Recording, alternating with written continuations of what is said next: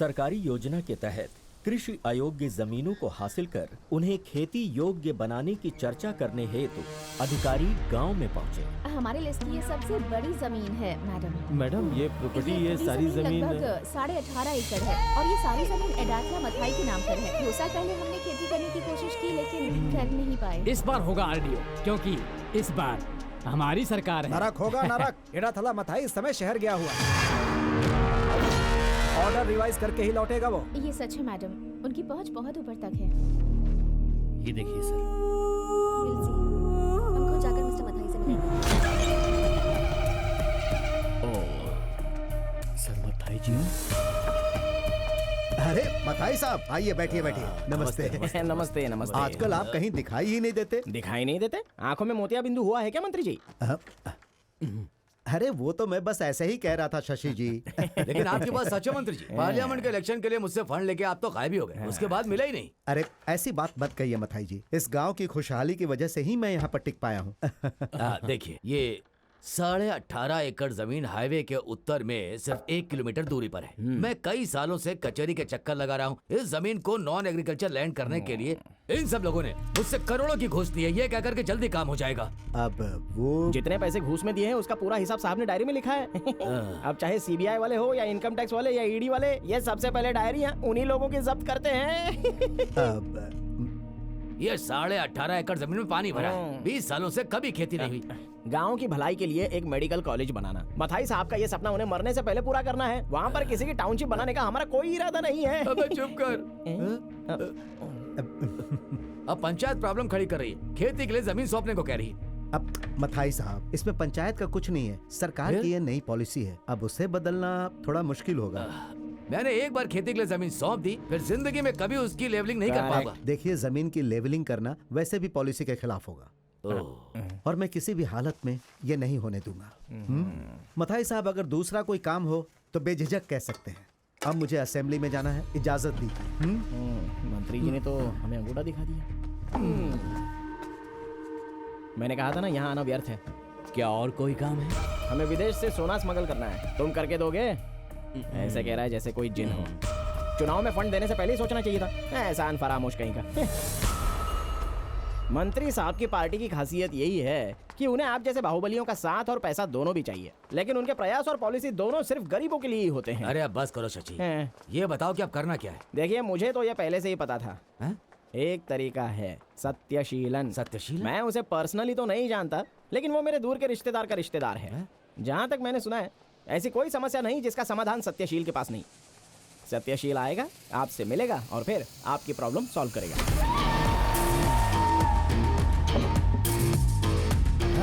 जिस समस्या का हल खुद भगवान भी नहीं निकाल सकता, उसका हल ये सत्यशील के पास होता है। प्रॉब्लम सॉल्व करने के लिए भगवान के आगे नारियल फोड़ने की जरूरत नहीं, फोड़ना है तो सत्यशील के सर पर फोड़ो, ऐसी कहावत है। ऐसी कोई कहावत नहीं है। नहीं है, लेकिन मैंने तो सुनी है। हाँ, प्रॉब्लम सॉल्व कर सकता हूँ। ये 18.5 एकड़ जमीन लेवल करके आपको सौंप दूं। बस जमीन सपाट करनी है। एक बार वो हो जाए, फिर जाली कागजात बनाने वाली हमारी टीम तैयार है ना?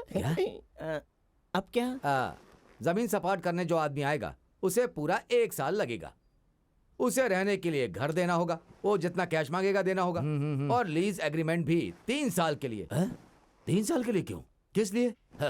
खेती जमीन की लेवलिंग उसी एग्रीमेंट के बलबूते होगी। किसी को कोई भी शक नहीं होना चाहिए, कागजात एकदम परफेक्ट होने चाहिए। 3 साल का लीज एग्रीमेंट तो मस्ट है।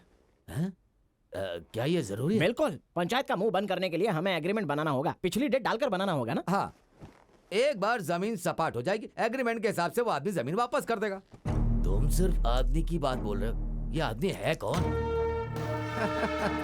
अरे भाई, वो अपना अवतार है।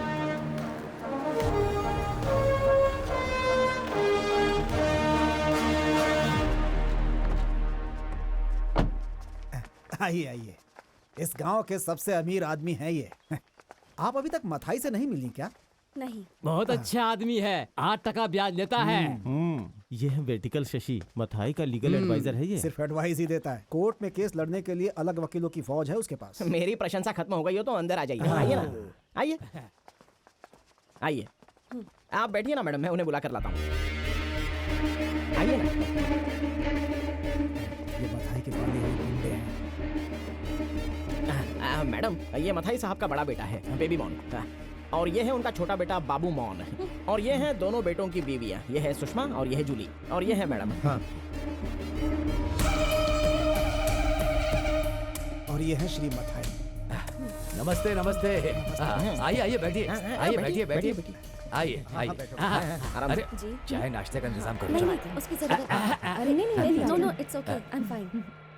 हम आपसे मिलना चाहते थे। यही कहने की मैं 18 एकड़ जमीन सरकार को सौंप दूं ताकि वहाँ खेती की जा सके। हैं यही ना? देखो मुझे कोई भी दिक्कत नहीं है, हमारे गांव के भले की ही बात है, लेकिन मैं भी क्या कर सकता हूँ। मैंने वो जमीन पिछले महीने ही किसी को दे दी है। क्यों, है ना वकील जी? हाँ हाँ मैडम, ये रही एग्रीमेंट की कॉपी, आप डेट चेक कर सकती हैं। आराम से देखिए। आपको लगता होगा कि हमने पुरानी डेट डालकर फर्जी एग्रीमेंट बनाया होगा, लेकिन ऐसा नहीं है, ये एकदम ओरिजिनल डॉक्यूमेंट है। हो जाओ। अरे थूको मत। उसके साथ ऐसा एग्रीमेंट किया है, पर उसे पानी भरी जमीन की क्या जरूरत होगी भला? उससे हमें क्या लेना देना, हमें सिर्फ पैसों से मतलब है। 15 सालों से ऐसे ही पड़ी हुई थी। मैडम, अगर हम गांव की भलाई का कोई भी काम करते हैं तो तभी ये लोग ऑब्जेक्शन लेते हैं। ये तो जमीन को सपाट करने का एक दांव पेच है मैडम। ये एग्रीमेंट बेनामी हो सकता है। आपको कैसे मालूम? मतलब किसने बताया? मथाई साहब, हमारे राज कोई लीक कर रहा है। क्या कह रहा है? हाँ सच में। हाँ। हमें अच्छी तरह से पता है कि आप वहाँ टाउनशिप बनाना चाहते हैं। हाँ। आपको बता दूं मिस्टर मथाई कि ये नहीं हो सकता। देखिए मिस्टर मथाई, खेती के अलावा किसी और चीज के लिए जमीन का इस्तेमाल करना कानून के खिलाफ है। ये बात जिसने जमीन किराए पर ली है उसे बतानी चाहिए ना मैडम। उसे ये जमीन क्यों चाहिए? I mean what is his plan? Plan तो आप उसी से पूछे ना मैडम, बहुत बड़ा आदमी है वो, पता है। वो I mean what is he? Madam, ये सारे उसके नंबर्स हैं, इतने सारे कार्ड्स हैं उसके, आप चाहें तो कांटेक्ट कर सकती हैं। नहीं नहीं, उसकी जरूरत नहीं। अगर वो पंचायत को जमीन सौंप सकता है तो मुझे कोई भी प्रॉब्लम नहीं है। सो वो जमीन नहीं सौंपेगा। वो धोखाधड़ी में उस्ताद, एक नंबर का शातिर, बड़े से बड़े रईस को कंगाल बना सकता है बड़े आराम से, लेकिन भरोसा किया जा सकता, आप बंद करके भरोसा कर सकते हैं।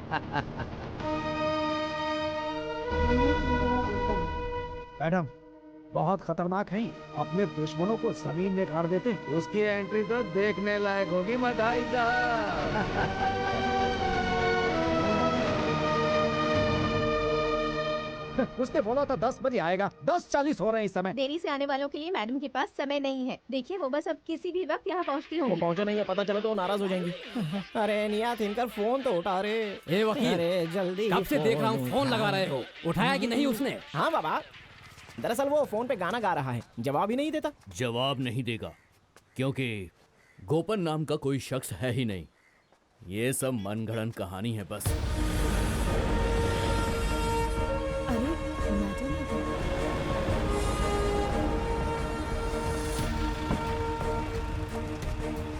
Good morning madam. Good morning. Hi. नमस्कार। नमस्ते। ये सब यहाँ क्यों रुके हुए हैं? वो क्या है, वो नया तिनकरा गोपन अभी आया नहीं है मैडम। 12 बजे मेरी दूसरी मीटिंग भी है। I have to leave by 11:30। Madam आप अंदर वेट कीजिए, हम यहीं इंतजार करते हैं। मैडम को अंदर ले जाओ। चलिए मैडम। अरे बाप रे, मथाई साहब ने ठीक कहा था, ये गोपन सच में बड़ा आदमी मालूम होता है। पुलिस एस्कॉर्ट के साथ आया है मतलब। मैं कितना भी बोलूं चुप रहो, लेकिन तुम लोग नहीं मानोगे। वो मैं चुप ही रही है। हाँ चुप चुप।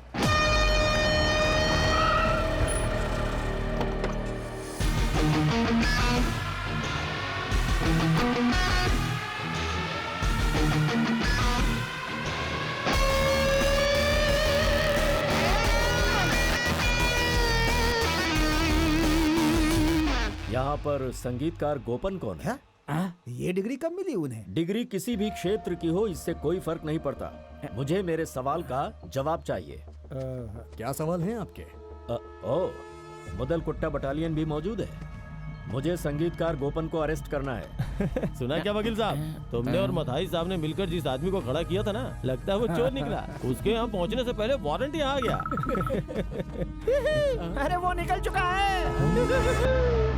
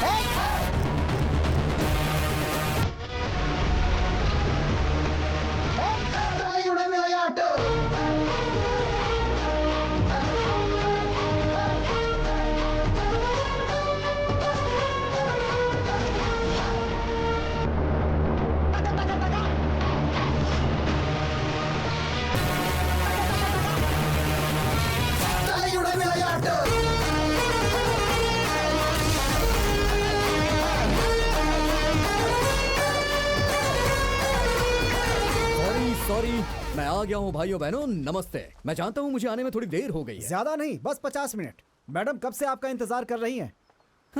रामबो, बॉस। मिस्टर नारा पिल्लई, प्रेसिडेंट, मिसिस सौदामिनी। वैसे अब उनकी पीठ का दर्द कैसा है? अरे प्रेसिडेंट साहब की बीवी के पीठ दर्द के बारे में इन्हें भी पता है। इस गांव के डुप्लीकेट डॉक्टर्स अगर ठीक से इलाज नहीं कर रहे होंगे तो मुझे बताइएगा। मैं एक बहुत बड़े साधु जी को जानता हूँ। वो जड़ें और पत्तों को इकट्ठा करके कूट के पता नहीं कौन सी दवा बनाते हैं और पता नहीं कौन कौन सी जड़ी बूटियां ले आते हैं। सबको इकट्ठे एक साथ मिला करके पीस के 200 ml के साथ और गुड़ के साथ गटकना पड़ता है। फिर चाहे कितना भी पुराना मर्ज हो, चुटकियों में ठीक हो जाता है। अच्छा, क्या हुआ, आपको भी दवा चाहिए क्या? ए सुनो, यहाँ पर मैं भी खंबे के जैसे खड़ा हूँ, तुम्हें दिखता नहीं क्या? मतलब खंबे की तरह जो खड़े हैं वो आप ही हैं? हाँ, क्यों? अब देखो गोपन, मेरी बात। सर, संगीतकार गोपन बोलिए सर। उससे कोई फर्क नहीं पड़ता। सर फर्क पड़ता है सर, बस उसी से फर्क पड़ता है। संगीत, संगीत कभी भी ना खत्म होने वाला समंदर। इसके बारे में कोई जिक्र नहीं कर सकता है। बताइए ना क्या बात है सर, बताइए ना। मुझे तुम्हें कस्टडी में लेना होगा। ओ सर, किसी मर्डर केस में क्या? नहीं। तो किडनैपिंग के केस में? नहीं। या फिर छेड़खानी के केस में? इनमें से तो कोई नहीं। चलिए फिर आप ही बता दीजिए किस केस में। तुम्हें नहीं मालूम? नहीं। तुम यहाँ लेट पहुँचे, इसकी वजह तुम्हें मालूम नहीं? इधर आइए। अगर रिश्वत देना चाहते हो तो आइए यहाँ तो नहीं। सही सर। आइए सर, इस बार मुझे माफ कर दीजिए। आप तो जानते हैं ना मेरी ये आदत है। आखिर ये क्या बात हुई?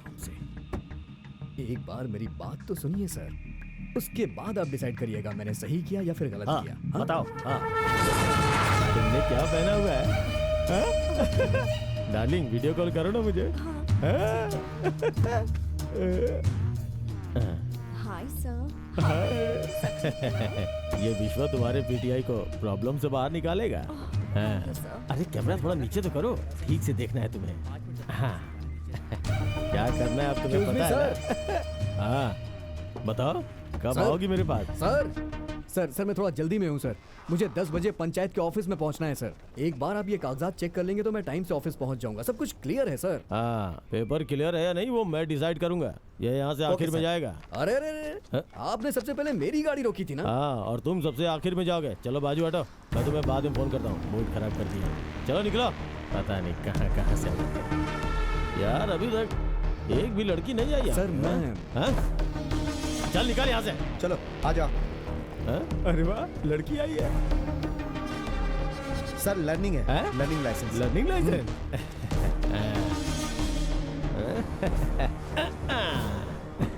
मॉडल तो अच्छा है। लर्निंग लाइसेंस है? हाँ सर। तुम्हें अभी बहुत कुछ सीखना है। फिटिंग तो बहुत अच्छी है। एकदम स्कर्टिंग। स्कर्ट उतारना पड़ेगा तुम्हें। Sorry sir. डॉक्यूमेंट्स है तुम्हारे पास? है सर। मुझे दिखाओ। अरे नहीं नहीं, फोन पे बिल्कुल नहीं। तो फिर? वो क्या है कि मुझे सब पार्ट ओरिजिनल देखना अच्छा लगता है, इसीलिए तो बोला। सर सर, अब डॉक्यूमेंट डिजिटल दिखाएं तो भी चलता है। अगर गाड़ी में स्कर्टिंग नहीं है तो ये बेचारी निकलेगी कैसे? अगर गैर कानूनी है तो जुर्माना लगा करके छोड़ दीजिए ना बच्ची को। क्यों परेशान कर रहे हैं? तेरी बहन लगती है क्या जब बीच में टांग घुसड़ रहा है? नहीं सर, गाली मत दीजिए सर। असभ्यता बिल्कुल बर्दाश्त नहीं है। अगर नहीं, आप बॉस, कहें तो मैं प्लीज आपके इनके पैर मत पकड़ लेता पकड़ो। हूं, सर। प्लीज, सर, प्लीज, मैं प्लीज, पकड़- बॉस। रैम्बो, देखो तुम मुझे रोकना। बॉस, ऐसा मत करो। मैं पकड़ूंगा। अरे पकड़ने दो ना, इसकी मर्जी है। हाँ लो पकड़ो पकड़ो। हाँ।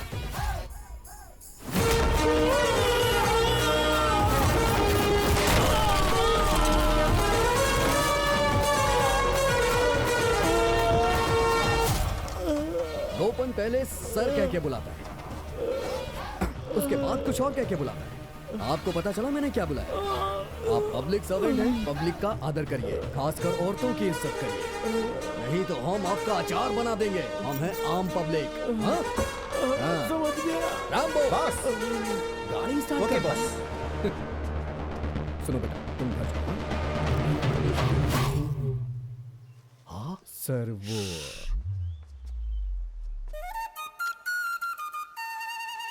सर मैं कहना चाहता हूँ एक मिनट, पानी लाओ।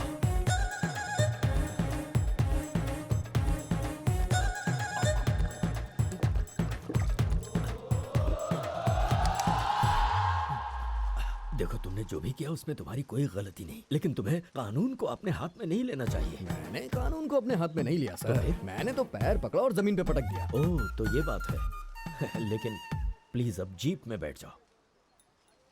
अगर नहीं बैठा तो? क्या कहा? अगर नहीं बैठा तो क्या होगा?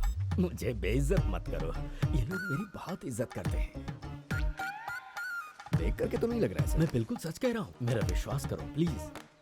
अगर कंप्लेंट ने कंप्लेंट की तो उसकी कंप्लेंट नहीं होती है सर। मैं समझा नहीं। ये जो कंप्लेंट है सर, उस तरफ देखिए सर। एम्बुलेंस? यहाँ पर एम्बुलेंस आ गई है। क्या हो रहा है कुछ समझ में नहीं आ रहा है। तुम्हें भी नहीं पता? हाँ। John Wick? हाँ, जॉन विक कौन है? ये थोड़ा तोतला है सर।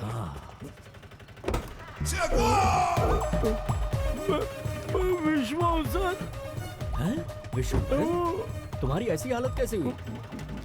पैर फिसला और मुंह के बल गिर गया मैं। ओहो। विशंबर, तुम्हारी कोई कंप्लेंट है क्या? मेरी कोई कंप्लेंट नहीं है सर। अरे साहब को जल्दी से अस्पताल ले जाओ, अगर मर गए तो मैं जेल चला जाऊंगा। ले जाओ जल्दी।